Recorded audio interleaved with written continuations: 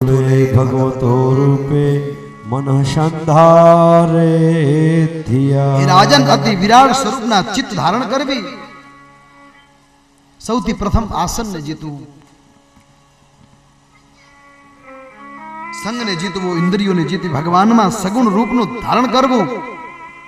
પાતાલ એ ભગવાનનું પાદતલ છે અને મહાતલ એ ક્રીડાતલ છે. તલાતલ કંબર છે, બંને જાંગો સુતલ છે. વિતલ બે ઘૂંટીના ઘૂંટણો છે. આકાશ મસ્તક છે, સ્વર્ગ વૃક્ષ સ્થળ છે.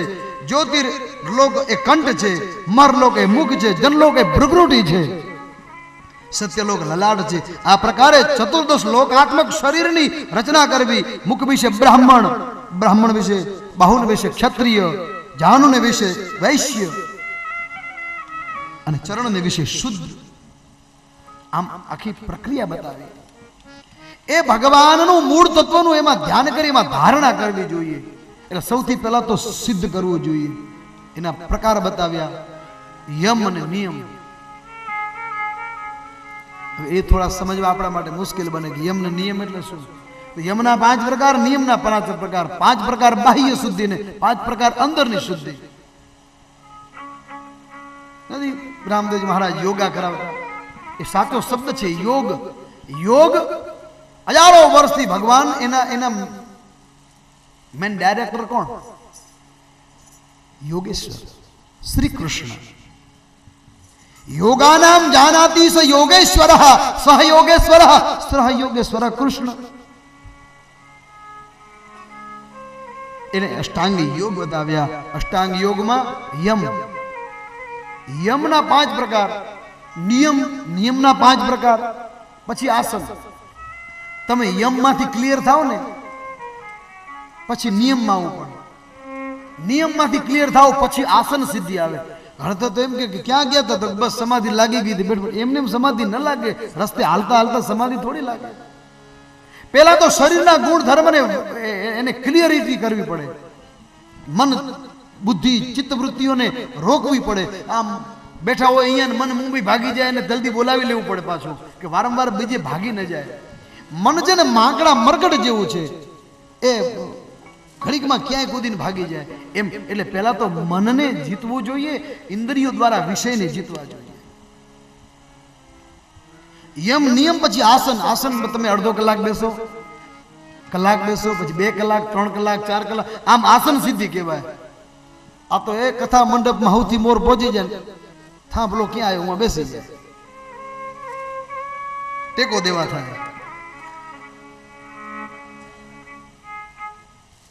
પણ એ તો મંડપ જે આને એવો ગોઠ્યો છે હિરજીભાઈ કે થાંભલા કોરે મોરે છે, વચ્ચે થાંભલા જ નથી. હા, ના કે ભાગશાળી ટેકો લઈ લે, એને આસન સિદ્ધિ ન કહેવાય. આસન તો ખુલ્લા પટમાં એક આસને બેસી રહીએ. બહુ આગ્રહ ન કરવો, પણ જ્યાં સુધી બેસી શકીએ ત્યાં સુધી સારી રીતે બેસી શકીએ. યમ, નિયમ, આસન. આસન ઉપર તમે 2 કલાક, 4 કલાક, 6 કલાક, 8 કલાક, 10 કલાક બેસતા થાવ, પછી પ્રાણાયામ કરવો જોઈએ. પૂરક, કુંભક ને રેચક. જમણી બાજુના નાકના નસકોરાને દબાવી લેવું જોઈએ. ડાબી બાજુથી પ્રાણ ઓમકાર બોલીને ખેંચવો, એટલી જ વાર રોકવો અને એટલી જ વાર પછી છોડવો.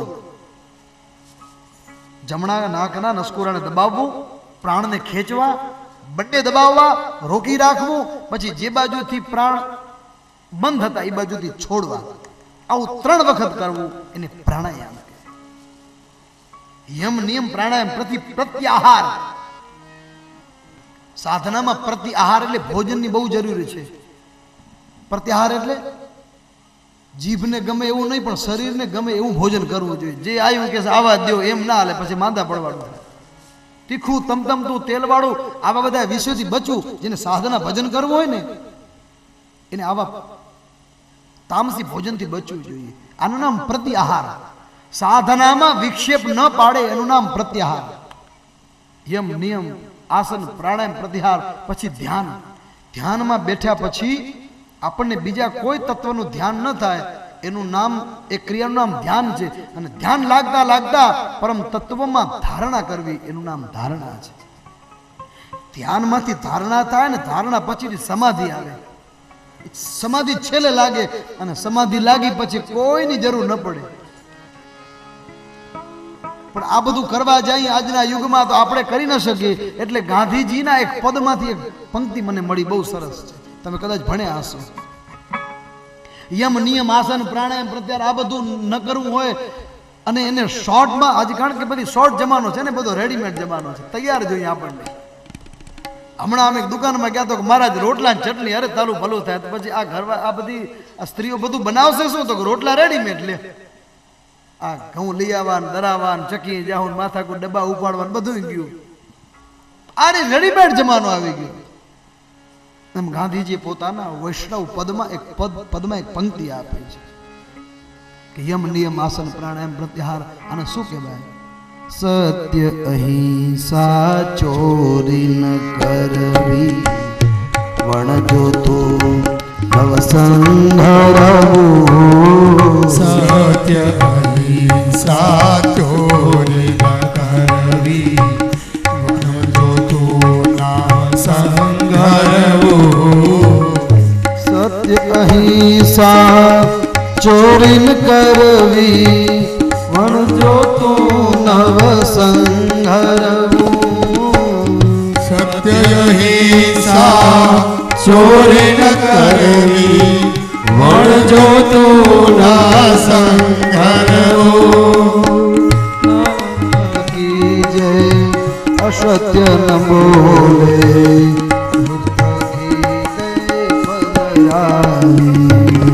વૈષ્ણવજન તો એને કહીએ પીડ પરાય જાણે રે.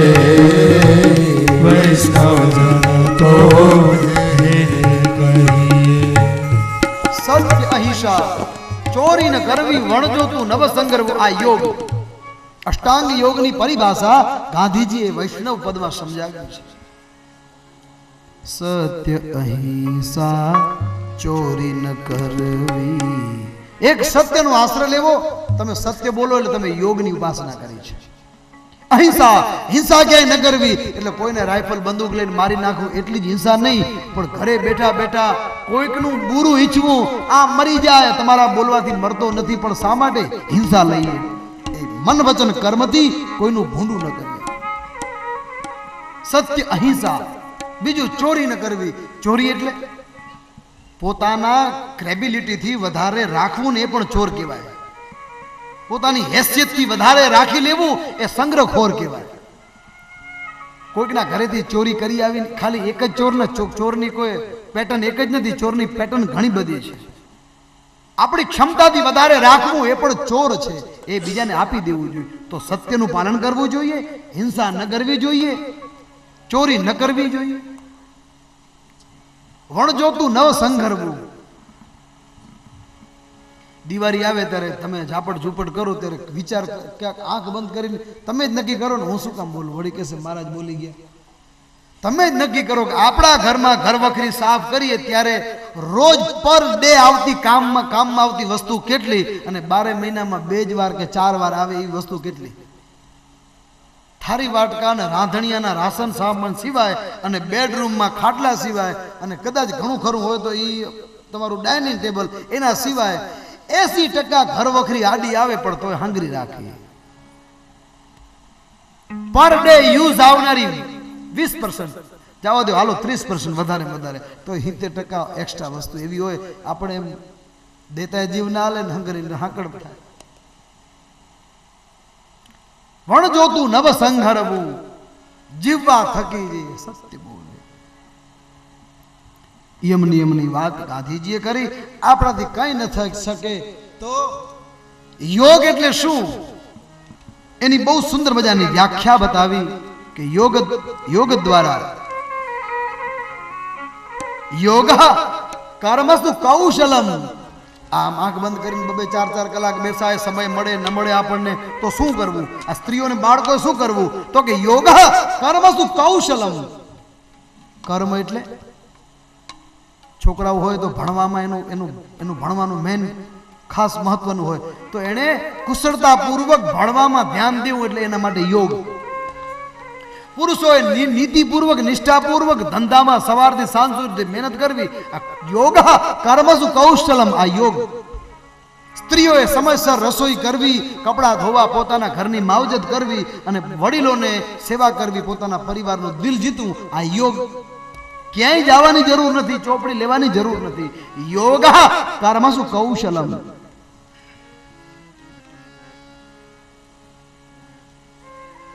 ઇતિ સમત્વમ યોગ ઉચ્યતે.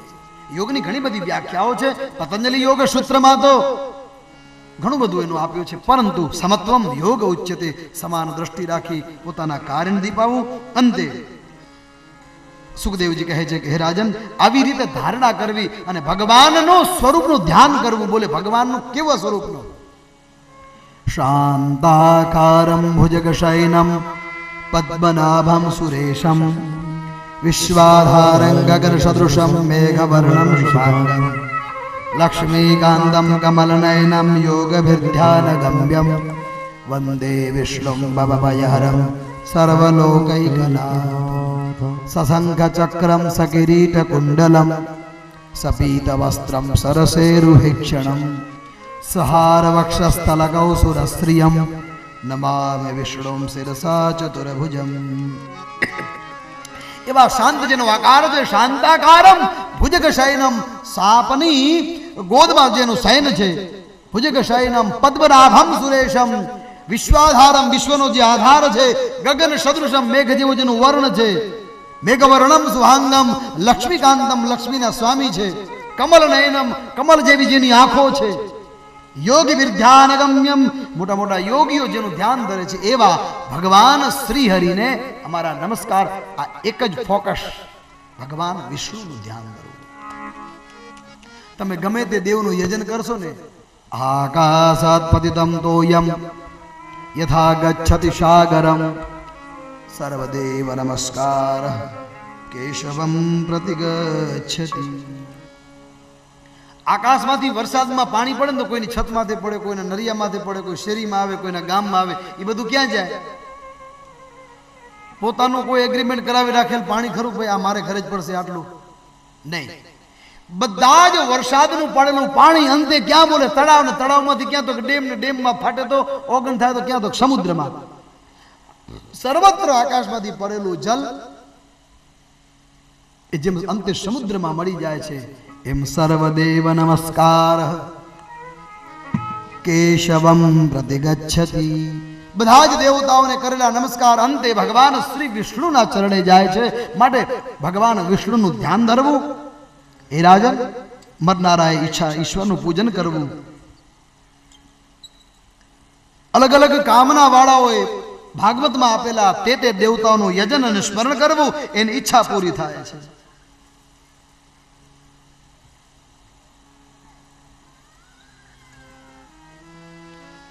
જ્યાં મસ્તક નમતું નથી તો મસ્તક એ મસ્તક નથી, પણ તુંબડી સમાન છે. જીભ જગદંબા કે જગદીશનો જપ નથી કરતું તો એ જીભ જીભ નહીં પણ દેડકાની સમાન છે.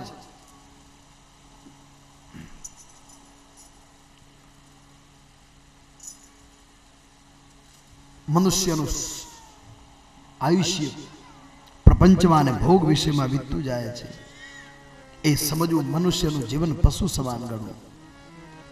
ભગવાનના ગુણગાન નથી ગાયા.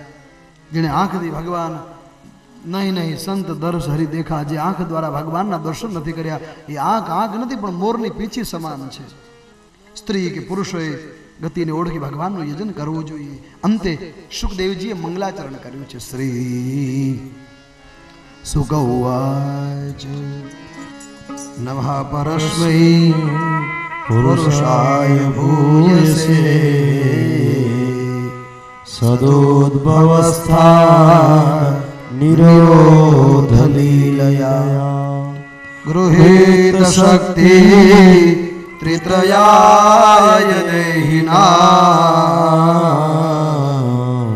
અંતર્ભવાયા નૃપલક્ષ્ય વર્તમને અંતર્ભવાયા નૃપલક્ષ્ય વર્તમને. પ્રપંચની ઉત્પત્તિ સ્થિતિ અને સંહારની લીલાના નિમિત્ત રજોગુણાદિ શક્તિ ધારણ કરનારા ભગવાનની અનંત સરકારને, અનંત માયાને પ્રણામ કરી સુખદેવજીએ પોતાનું મંગલાચરણ કર્યું છે. સુખદેવજી કહેવા લાગ્યા કે તમે જે મને પ્રશ્ન પૂછ્યો છે એવો જ પ્રશ્ન નારદજીએ બ્રહ્માને પૂછ્યો અને બ્રહ્માએ જે જવાબ આપ્યો એ કથા સંક્ષેપમાં સુખદેવજી કહે છે. એ જ કથા સુત પુરાણી શૌનકાદિક ઋષિઓને કહે છે કે ઋષિઓ, નારાયણ પરાવેદા નારાયણાંગજા નારાયણ પરાલોકા નારાયણ પરામખા નારાયણ પરો યોગો નારાયણ પરમ તપઃ નારાયણ પરમ જ્ઞાન નારાયણ પરાગતિ. સર્વ વેદોનું કારણ એ જ નારાયણ છે. નારાયણ પરાવેદા નારાયણ પરાંગજા નારાયણો પરમ યોગો નારાયણ પરમ તપઃ નારાયણ પરમ જ્ઞાનમ નારાયણ પરમ ગતિ વાસુદેવ પરમ ગતિ. એ વેદ વાસુદેવ નારાયણ યજ્ઞ છે, એના દ્વારા જે સૃષ્ટિમાં ક્રિયાન્વિત છે. બ્રહ્માજીએ નારદજીનો મોહ નષ્ટ કર્યો કે બેટા બીજું અવળું અને કે જ્યાં ત્યાં વિચારવું નહીં. મહત્વ તંત્રમાંથી આ વિરાટ ભગવાનની ઓળખાણ કરવામાં આવી. એ વિરાટ સ્વરૂપનું વર્ણન કર્યું છે. અષ્ટાધ્યાયીમાં પુરુષ સૂક્ત દ્વારા ભગવાનની અર્ચના સ્તુતિ કરવામાં આવે છે. હરિ ઓમ સહસ્રશીરેખા પુરુષ સહસ્રાક્ષ સહસ્રપાદ સભૂમિગો સર્વાતસ્પ્રદવાત્યતિષ્ઠદ સાંગુલમ. હજારો મુખ, હજારો વાહન, હજારો જેનું વૃક્ષસ્થળ છે. ગ્રીવાથી જનલોક, બે સ્તનથી તપલોક, મસ્તકથી સત્યલોક, બ્રહ્મલોક સનાતન છે. વિરાટની કૃપાથી અતલ, વિતલ, સુતલ, રસાતલ, તલાતલ, મહાતલ અને પાતાલ આમ 7 લોક છે. 7 પાતાળ છે, 7 લોક છે. ભૂરલોક, ભુવરલોક, મહરલોક, જનલોક, તપલોક અને સત્યલોક. આ 7 લોક અને પછી નીચે 7 પાતાળ. અતલ, વિતલ, સુતલ, રસાતલ, તલાતલ, મહાતલ અને પાતાલ આ બધી ભગવાનની માયા સૃષ્ટિ છે. હજારો નેત્ર, હજારો બાહુ, હજારો જાંઘ, હજારો મુખ, હજાર કર્ણ આમ ભગવાનની આ નિજ માયા છે. પણ એ પરમ તત્વ એક છે, એનાથી ભિન્ન નથી. બ્રહ્માજી નારદને સમજાવે છે. એ વિરાટ પુરુષના વર્ણન બતાવ્યું. અંતે સુખદેવજી પણ કહેવા લાગ્યા છે કે હે રાજન, તપો મે હૃદયમ સાક્ષાત આત્મા હમ તપસો નઘ સૃજામિ તપસે વેદમ ગ્રસામી તપસા સહ. બ્રહ્માજી નારદને કહે છે કે બેટા નારદ, આ વાત સુખદેવજી પરીક્ષિતને કહે છે કે નારદજી બ્રહ્માજીને પૂછ્યું પોતાના પિતાને કે આ બધું જગત કોને આધીન, આનો રિમોટ પાવર કંટ્રોલ ક્યાં? એટલે બ્રહ્માજીએ કીધું કે બેટા એક વખત તો મને એમ થયું કે આ બધું હું જ કરું છું, પણ પછી એક દિવસ તપ સંભળાણો. સુખદેવજી કહે છે પરીક્ષિતને કે રાજન, આ નારદજી બ્રહ્માને પૂછ્યું ત્યારે બ્રહ્માને પણ મોહ થયો હતો, પણ બ્રહ્માજીનો મોહ ઉતરી ગયો. સાંભળ, એક વખત તપ શબ્દ સંભળાણો. બ્રહ્માજી કમળની નાળમાં ગયા, એનો અંત છેડો ન મળ્યો. ખૂબ પરીક્ષા કરી, ખૂબ દાખલા કર્યા, પણ છેડો પૃથ્વીનો ક્યાંય ન મળ્યો. અંતે બ્રહ્માજી કંટાળી તપ કરવા લાગ્યા. એ સમયે ભગવાન ચતુર્ભુજ સ્વરૂપી હરિ પ્રગટ થયા. શ્રી હરિ પ્રગટ થતા બ્રહ્માજીનો હાથ પકડ્યો અને બ્રહ્માજીને કહ્યું, બેટા બ્રહ્મા, આ તો મારી માયા છે. મારી માયાને ઓળખવી, મારી માયાને તરવી બહુ મુશ્કેલ છે. એટલે આનાથી વિલિપ્ત રહીને બસ તપ કરો. બ્રહ્માજી કહ્યું કે બેટા, પેલા મને એમ હતું હું બધું કરતા હરતા છું, પણ જયારે ભગવાને હાથ પકડી અણીમાં, લગીમાં, મહિમા, આપતી આ બધું જયારે બતાવ્યું ને ત્યારે મને એમ થયું કે હું કરતા હરતા, પણ હવે મને ખબર પડી કે આ બધી માયા તો ભગવાનની માયા છે. આમાં આમ બધું મારું ન ચાલે. ભગવાન બ્રહ્માજી નારદજીને કહે છે કે બેટા, એક વખત મને પણ એમ થયું કે આ બધું હું ચલાવું છું, મારા થકી જગત ચાલે છે, પણ જ્યારે મેં ભગવાન વિષ્ણુની મેં માયા જોઈ ને એટલે મને એમ લાગ્યું કે ઓહો, હું તો તણખલા જેટલોય નથી. ક્યારે હરિની માયા પકડી ત્યારે. અને બ્રહ્માજીએ ભગવાન વિષ્ણુને પ્રણામ કરી કહે, પ્રભુ, બ્રહ્માજીને પ્રાર્થના સાંભળી અનુભવ સિદ્ધ સહિત બોલ્યા કે